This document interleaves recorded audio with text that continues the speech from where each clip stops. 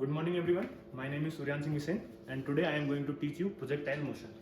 तो projectile motion होता क्या है? Projectile motion is a two-dimensional non-uniform motion with uniform acceleration. तो सबसे पहले हम देखेंगे two-dimensional motion. उसके लिए हमें जानना पड़ेगा कि one-dimensional motion क्या होता है. जब भी कोई एक कार है मान लीजिए और वो किसी रोड पे जा रही है, वो एक डायरेक्शन में जा रही है स्ट्रेट लाइन में, तो वो क्या हो गया? One dimensional motion. और यहाँ पे हम एग्जांपल देख सकते हैं कि जब भी कोई प्लेयर क्रिकेटर बाउंड्री मारेगा 4 रन, तो वो एक स्ट्रेट लाइन में जाएगी, तो वो क्या हो गया? One dimensional motion. और जब भी कोई प्लेयर 6 मार रहा है, वो डायरेक्ट बाउंड्री के बाहर मार रहा है, तो बॉल को एक्स डायरेक्शन में भी और वाई डायरेक्शन दोनों तरफ मोशन करना पड़ेगा, तो वो टू डायमेंशनल मोशन हो गया. तो अब उसके बाद आइए हम समझते हैं नॉन यूनिफॉर्म मोशन क्या होता है. तो जब भी प्रोजेक्टाइल मोशन होता है, तो जैसे बॉल को मान लीजिए कोई बास्केटबॉल प्लेयर है, उसको बास्केट करना है, तो जो बॉल को प्रोजेक्ट करेगा यहां से, तो बॉल की जो डायरेक्शन होगी at every instant of time change होती जाएगी. जैसे यहाँ पे इसकी डायरेक्शन इधर है, यहाँ पे इसकी डायरेक्शन इधर है, यहाँ पे नीचे आ रही हल्की सी, यहाँ पे और नीचे आ रही, तो एट एवरी पॉइंट वेलोसिटी की डायरेक्शन और बॉल की जो मोशन है वो चेंज हो रही है. तो ये मोशन कैसा हो गया? Non uniform motion. और जो प्रोजेक्टाइल मोशन होता है वो under the effect of gravity हो रहा है. तो ग्रेविटी हमारा एक कांस्टेंट एक्सेलरेशन है जो जी नीचे की ओर लग रहा है, तो ये हो गया हमारा यूनिफॉर्म एक्सेलरेशन. तो प्रोजेक्टाइल मोशन यही होता है, two dimensional non uniform motion with uniform acceleration.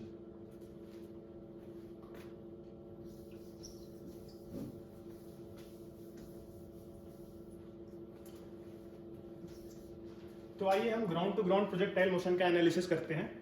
मान लीजिए कोई बॉल है, अभी यहाँ पे है, यहाँ से हम इसको कुछ यहाँ से हम इस बॉल को प्रोजेक्ट करेंगे. ये ग्राउंड है, इसको हम एक्स एक्सिस मान लेते हैं और इसको हम वाई एक्सिस मान लेते हैं. इस बॉल को हमने प्रोजेक्ट किया at an angle theta with horizontal with ground. ठीक है. और जब इस बॉल को हम प्रोजेक्ट करेंगे, इसकी मान लीजिए कुछ इनिशियल वेलोसिटी हमने ले ली u मीटर पर सेकेंड, आप किसी में दे सकते हो एनालिसिस करने के लिए. तो इसका जो कंपोनेंट आएगा ग्राउंड की साइड एक्स डायरेक्शन में, वो आएगा ux, और जो y डायरेक्शन में आएगा वो आएगा uy. तो अब हम x, इसका ये टू डायमेंशनल मोशन है. टू डायमेंशनल मोशन में हमारे पास कोई भी इक्वेशन ऑफ मोशन नहीं है, तो इसलिए हम एक एक डायमेंशन लेके एक बार x में एक बार y में उसका एनालिसिस करते हैं. तो सबसे पहले हम इधर x एक्सिस ले x डायरेक्शन में, और यहाँ पे हम ले लेते हैं y डायरेक्शन में. तो जो वेलोसिटी है हमारी, पहले तो इनिशियल वेलोसिटी u है, तो x डायरेक्शन में उसका कंपोनेंट कितना आ रहा है? u cos theta.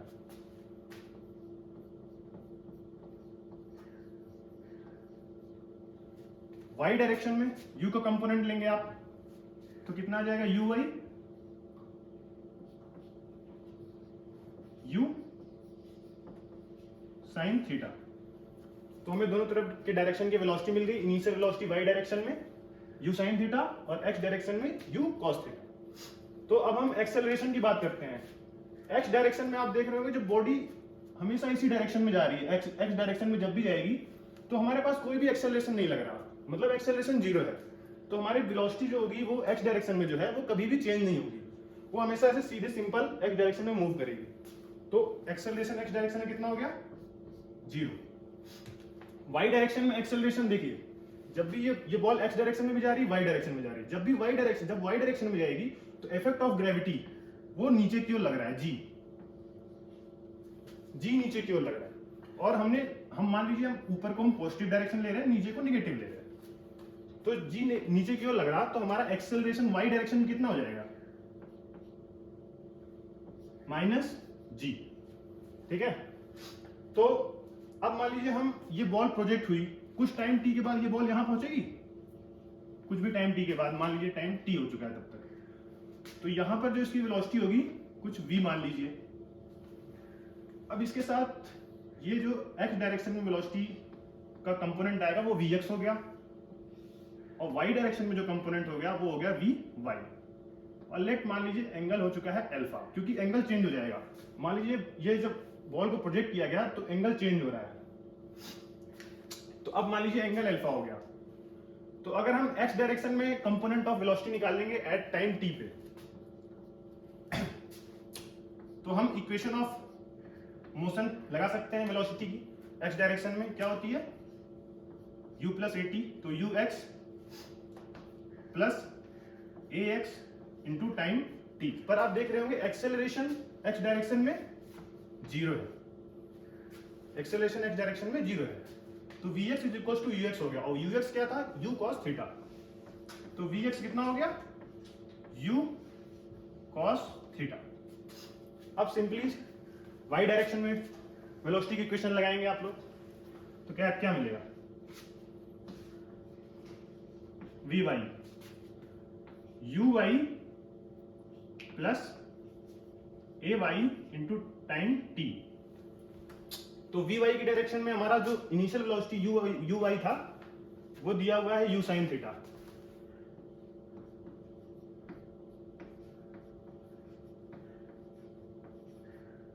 और एक्सेलरेशन आप देख सकते हैं माइनस जी लग रहा है, तो माइनस जी इंटू टाइम टी। तो किसी भी इंस्टेंट पे जब भी कोई टाइम टी होगा, वेलोसिटी की वाई डायरेक्शन में हम निकाल सकते, वेलोसिटी को वाई डायरेक्शन में जो कंपोनेंट आएगा वो u sin थीटा माइनस जी टी आ गया, और किसी भी टाइम टी पर वेलोसिटी का x डायरेक्शन में जो कंपोनेंट है वो हमेशा ही u cos थीटा होगा, क्योंकि उस डायरेक्शन में कोई भी एक्सेलरेशन नहीं है। तो इसके बाद हम वेक्टर में देखते हैं कि आगे वेक्टर में क्या होता है। तो उसके लिए मैं इसको यहां पे लिख देता हूं आपको कि ux क्या आया था अपना, u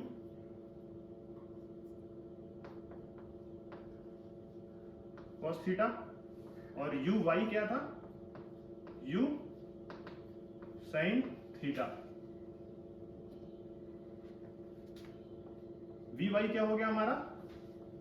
u sin theta minus ji T at time T पर, और जो हमारा ux होगा वो हमेशा तो कभी चेंज होगा नहीं, तो फाइनल वेलोसिटी x डायरेक्शन में हो तो हमेशा vx ही रहेगी। तो हम इसको मिटा सकते हैं।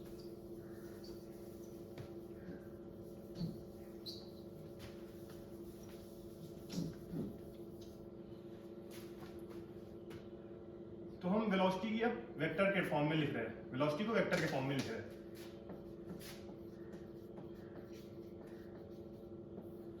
तो जो टोटल वेलोसिटी है कुछ x डायरेक्शन में है, कुछ y डायरेक्शन में है, एट टाइम t पे हम लिख रहे हैं। तो vx i cap plus vy j cap. तो x डायरेक्शन में हमारे पास वेलोसिटी क्या है? u cos theta.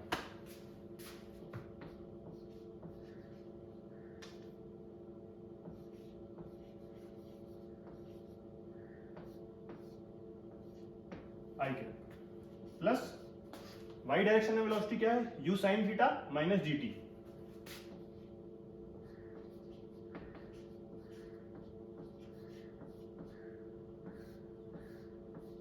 j cap. ठीक है, ये हो गई हमारी वेलोसिटी की डायरेक्शन। अब आप देख रहे होंगे कि ये एंगल अल्फा है, तो क्वेश्चन में नीट में ये भी पूछ सकता है कि कुछ टाइम दे देगा आपको कि मान लीजिए 2 सेकंड बाद जो ये वेलोसिटी वेक्टर है ये हॉरिजॉन्टल के साथ कितना डायरेक्शन में, मतलब किस एंगल पे क्या डायरेक्शन है उसकी, तो आपको अल्फा फाइंड करना पड़ेगा। तो अल्फा के लिए हम वेक्टर फॉर्म से आसानी से निकाल सकते हैं tan अल्फा। tan अल्फा क्या होता है? परपेंडिकुलर, tan ये जो अल्फा है, tan अल्फा है ये vy upon vx, perpendicular component upon horizontal component. हम इसको लिख सकते हैं vy अपॉन vx। vy कितना है? u sin theta minus gt, vy u sin theta minus gt।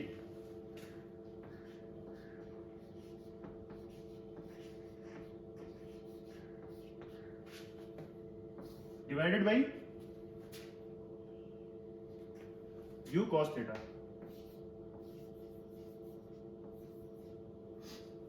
तो यहां से आप लोग जो एंगल अल्फा है ये निकाल सकते हैं, आपको थीटा u ये सब दिया रहेगा क्वेश्चन में। तो अब हम, ये वेक्टर फॉर्म था वेलोसिटी का एट एनी टाइम t। तो हमारा नेक्स्ट टॉपिक है इक्वेशन ऑफ ट्रेजेक्टरी। सपोज ये बॉल थी, ये इनिशियल वेलोसिटी इसकी थी u, एक्स डायरेक्शन में इसकी वेलोसिटी हो गई थी u cos थीटा, ये हमने देखा, और वाई डायरेक्शन में u sin थीटा। तो अब हम इक्वेशन ऑफ ट्रेजेक्टरी कैसे निकालते हैं? इक्वेशन ऑफ ट्रेजेक्टरी क्या होता है? ये जो पाथ फॉलो कर रहा है हमारा प्रोजेक्टाइल, ये जो ट्रेजेक्टरी बना रहा है, हम इसी की इक्वेशन निकालते हैं वाई और एक्स फॉर्म में। ये है वाई डायरेक्शन, ये है एक्स डायरेक्शन।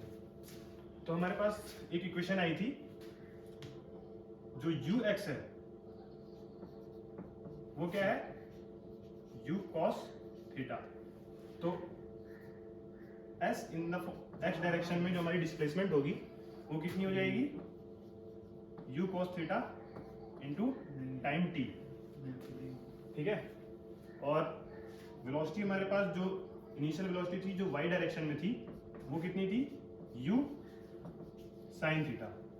तो जो y डायरेक्शन में जो हमारी इक्वेशन ऑफ मोशन मिल जाएगी, यहाँ पर तो एक्सेलरेशन 0 है इसलिए हमें u cos theta into time t मिला। यहाँ पर हमें इक्वेशन लगानी पड़ेगी u y into time t plus half g into time t का स्क्वायर, ये g a y डायरेक्शन में। तो s y जो है वो हमें मिल जाएगा u y u sin theta into time t minus half g, नीचे लग रहा है इसमें minus g into time t का स्क्वायर। तो इसको हम इक्वेशन का नाम देते हैं x, ये x में डिस्प्लेसमेंट है और ये y में। अब हमें इन x और y में इक्वेशन बनानी पड़ेगी। तो यहाँ से हम t निकाल के यहाँ पुट कर देंगे। तो यहाँ से जो t आएगा वो कितना आ रहा है? x upon u cos theta. तो इसमें हम पुट करेंगे तो हमें मिल जाएगा y is equals to u sin theta, t की जगह पे इसको पुट करेंगे x upon u cos theta minus half g की जगह पे g, t का स्क्वायर पुट करना है। तो t का स्क्वायर क्या हो जाएगा? x का स्क्वायर अपॉन u का स्क्वायर cos स्क्वायर थीटा। तो यहाँ से u से u कट जाएगा, sin theta upon cos theta क्या हो जाएगा? tan theta. तो y is equals to x को हम वैसे ही रहने देंगे, क्या बन जाएगा? x tan थीटा माइनस यहाँ पे gx स्क्वायर अपॉन 2 u का स्क्वायर cos स्क्वायर थीटा। ये हमें मिल जाती है इक्वेशन ऑफ ट्रेजेक्टरी। ये कैसी है? y हमारा x स्क्वायर पे डिपेंड कर रहा है। तो ये जो y is directly proportional to x square है, तो ये कौन सा पाथ होता है? ये पैराबोलिक पाथ होता है। ये ट्रेजेक्टरी जो है ये पैराबोलिक पाथ फॉलो कर रही है, पैराबोला। अब हम टाइम ऑफ फ्लाइट, रेंज और मैक्सिमम हाइट निकालने का क्वेश्चन निकालेंगे।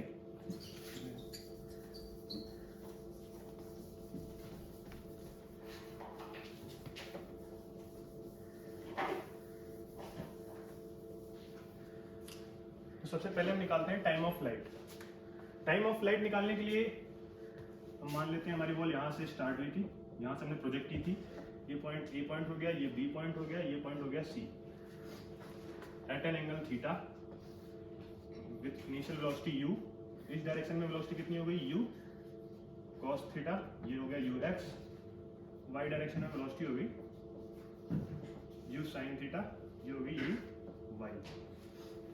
तो जो हमें टाइम ऑफ फ्लाइट क्या होता है?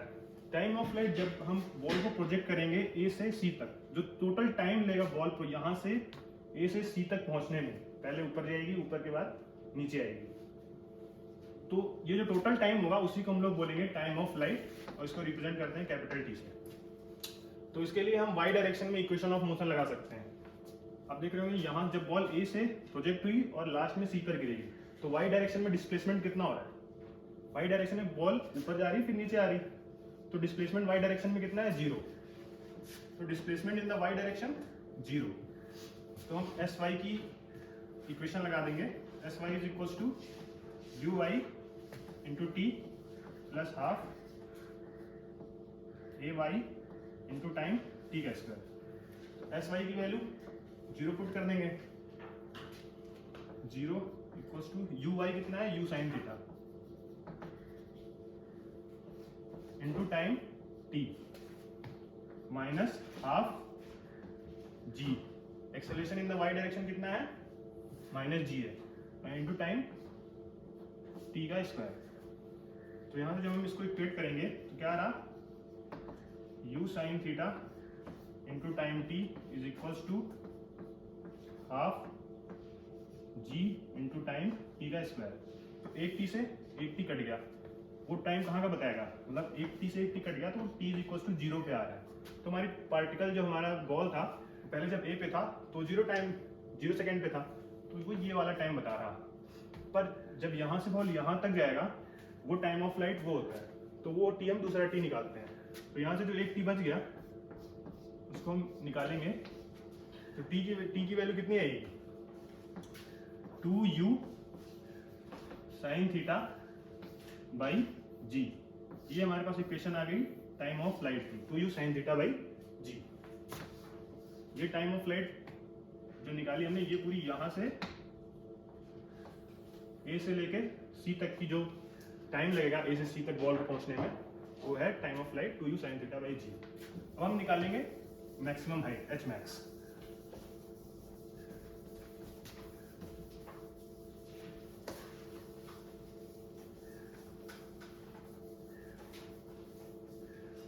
मैक्सिमम हाइट को हम लोग एच मैक्स से डिनोट कर देते हैं। ये पॉइंट ए था, ये पॉइंट बी था, ये पॉइंट सी है। ये हमारी बॉल प्रोजेक्ट हुई थी u से एट एन एंगल थीटा पे, ये था u cos थीटा, ये था इधर u sin थीटा। तो जब पार्टिकल जब b पे जाएगा तो इसकी वेलोसिटी कितनी होगी, इधर u cos थीटा, पर y डायरेक्शन में vy ये जीरो हो जाएगा, क्योंकि बॉल जब प्रोजेक्टाइल होगी यहाँ पे जब हम पहुंचेंगे मैक्सिमम हाइट पे, ये होती है हमारी एच मैक्स। तो जो यहाँ पे हमें एट पॉइंट बी पे जो मैक्सिमम हाइट पे हम पहुंचते हैं, तो यहाँ पे केवल हमारे पास हॉरिजॉन्टल वेलोसिटी होती है जो u cos थीटा होगी, और y डायरेक्शन में वेलोसिटी जीरो हो जाएगी। तो हम एक इक्वेशन y डायरेक्शन में लगा सकते हैं, vy का square is equals to uy का square plus 2ay into S Y, कि हम केवल y डायरेक्शन का एनालिसिस कर रहे हैं, y डायरेक्शन में मोशन देगा। तो जो फाइनल वेलोसिटी y डायरेक्शन में कितनी होगी, zero is equals to uy का स्क्वायर, इनिशियल वेलोसिटी जो थी u sin थीटा थी, तो u sin थीटा का होल स्क्वायर प्लस, सॉरी अब माइनस जी आएगा तो पहले माइनस लिख लेते हैं, 2g इंटू एच मैक्स। ये जो हमारे पास x डायरेक्शन में जो डिस्प्लेसमेंट होगी वो h मैक्स ही होगी, sy कितना है, s मैक्स के बराबर है यहाँ पे। तो अब हम यहाँ पे h मैक्स निकालेंगे, इसकी इक्वेशन हमें मिल जाएगी u का square sine square theta divided by 2g। ये हमारे पास मैक्सिमम हाइट की इक्वेशन आ गई। अब हम चलते हैं रेंज निकालते हैं।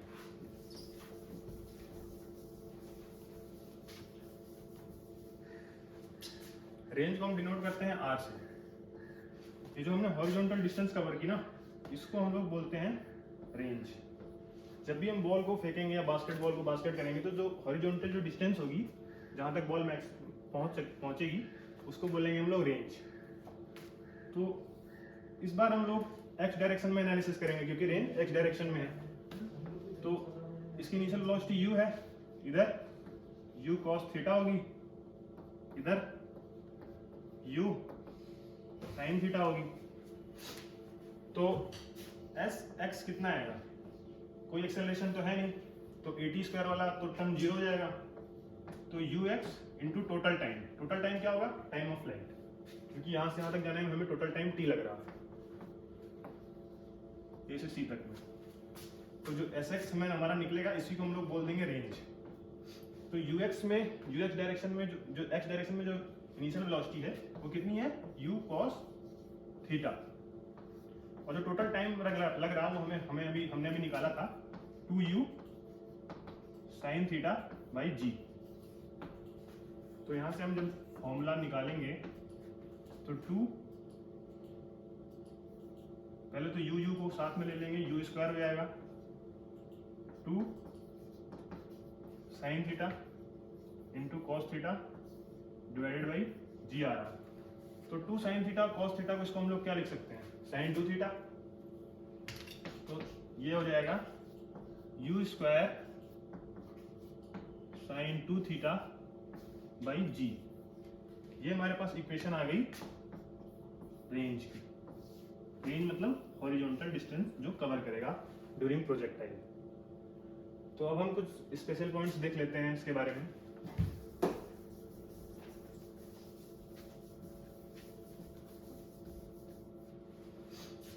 सबसे पहला पॉइंट है ये जो हमने रेंज निकाली R, ये मैक्सिमम कितनी आ सकती है, किस एंगल पे हम लोग बॉल को प्रोजेक्ट करें या ऐसा कौन सा थीटा लें इस पे हमें R जो है मैक्सिमम मिले। तो हम सबसे पहले इक्वेशन लिखते हैं। R का जो फॉर्मूला आया था हमारे पास u का स्क्वायर sin 2 थीटा बाई जी। इसमें u तो कांस्टेंट होगा, जो इनिशियल वेलोसिटी हम दे देंगे वो तो दे ही देंगे, g भी कांस्टेंट होगा। हमारे पास चेंज क्या हो रहा है, हम थीटा चेंज कर सकते हैं। हम मैक्सिमम रेंज हम कैसे निकालेंगे, जब हम थीटा को कुछ चेंज करेंगे तो हमारा मैक्सिमम रेंज आएगा। तो यहाँ पे जो इसकी वैल्यू होगी इसको तो हम लोग छेड़ नहीं सकते, हम sin 2 थीटा को मैक्सिमम बना सकते हैं। sin 2 थीटा की जो वैल्यू होती है ये कहाँ से कहाँ तक, -1 से 1 तक जाएगी। तो मैक्सिमम वैल्यू क्या हुई 1, मतलब sin 2 थीटा जब 1 होगा तब हमारे पास मैक्सिमम जो रेंज आएगी, मैक्सिमम रेंज आएगी जब sin 2 थीटा 1 होगा। और जब sin 2 थीटा 1 है तो sin थीटा 1 कब होता है, 90 डिग्री पे। तो थीटा की वैल्यू क्या होगी 90/2, मतलब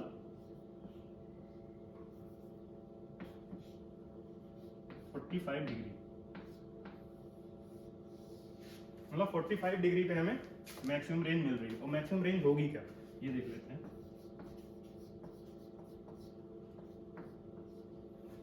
u का स्क्वायर sin 2 थीटा मतलब sin 45 इंटू 2 sin 90, sin 90 की वैल्यू 1 हो गई, तो u स्क्वायर बाई जी, ये आ जाएगी हमारे पास मैक्सिमम रेंज। और हम एक क्वेश्चन देख लेते हैं इस पे।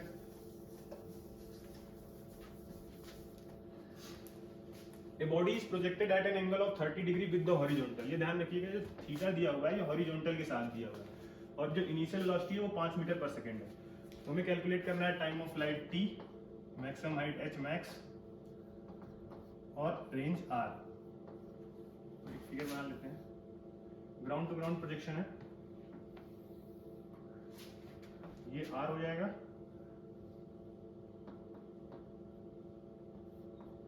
x है। यहाँ से हमारे पास जो प्रोजेक्ट किया गया है 5 मीटर पर सेकेंड से at an angle of 30 degree.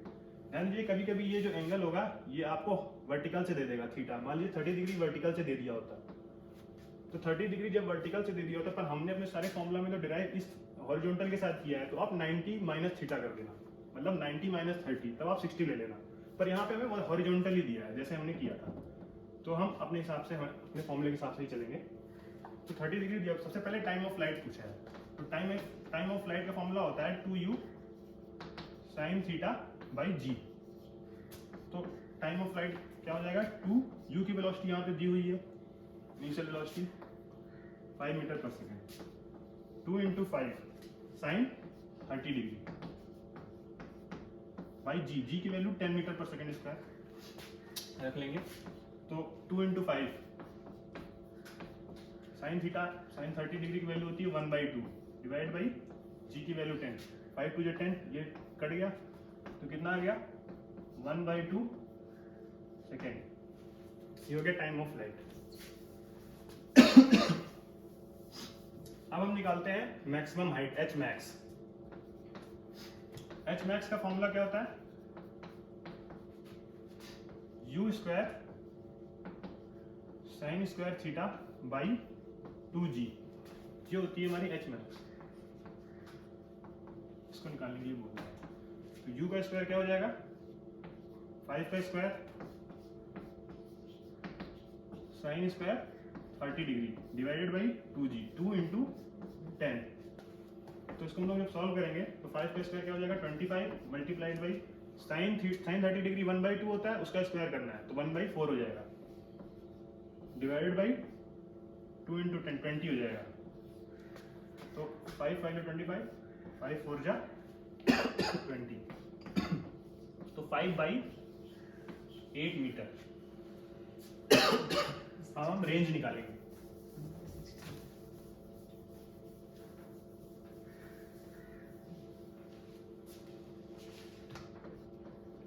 Range का जो फॉर्मूला होता है हमारे पास, u का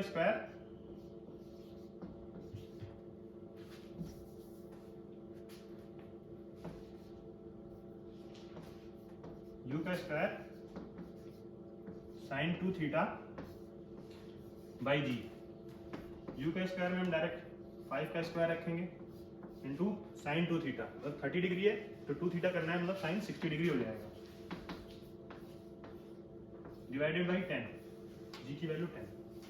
तो इसको हम सॉल्व करेंगे तो 25, 5 का स्क्वायर साइन 60 की वैल्यू कितनी हो जाती है, √3/2 डिवाइडेड बाई 10, 5 5 25, 5 2 10, तो आंसर कितना आ गया, √3/4 metre. So this is all about projectile motion. Thank you.